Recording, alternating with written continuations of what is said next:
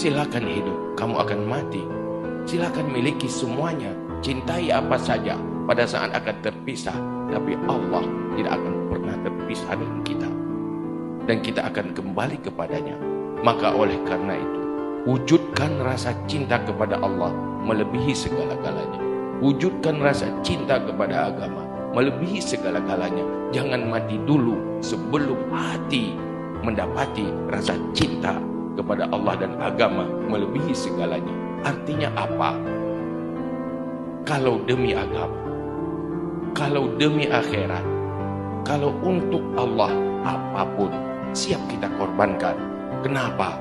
Karena yang paling kita cintai adalah agama kita dan akhirat kita. Itulah arti Muharram, sebuah perjuangan. Mereka tinggalkan segala yang mereka cintai demi mendapatkan yang paling dan yang lebih dia cintai.